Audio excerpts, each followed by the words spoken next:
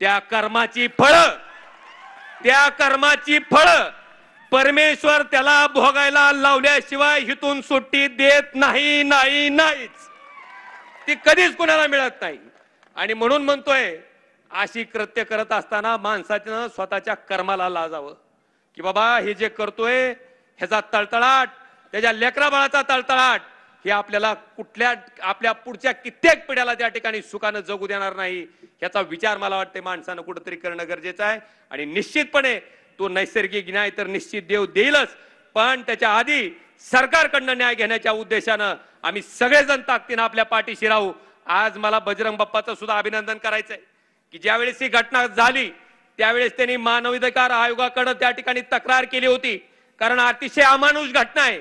इतक्या नीच पद्धतीने त्या ठिकाणी एखाद्या माणसाचा खून जर करत असतील माणसं, तर अण्णा मला वाटतं तुमच्या सुद्धा मागणीला त्या ठिकाणी यश आलंय.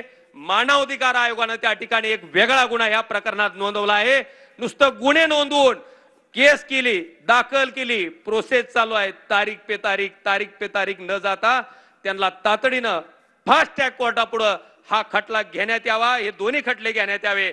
आणि त्या ठिकाणी ह्या कुटुंबाला जर खरा न्याय द्यायचा असेल तर त्यातले जे आरोपी आहेत त्यांना ज्या दिवशी फासावर लटकवलं जाईल त्या दिवशी खऱ्या अर्थाने ह्या कुटुंबाला न्याय दिल्याचं समाधान तुम्हा सर्वांना त्या ठिकाणी मिळाल्याशिवाय राहणार नाही. आणि त्याच्यासाठी आपण सगळेजण एक जीवानं एका ताकदीनं कटिबद्ध होऊन या दोन्ही कुटुंबाच्या पाठीशी राहू, एवढंच वचन आजच्या मोर्चाच्या निमित्तानं देतो.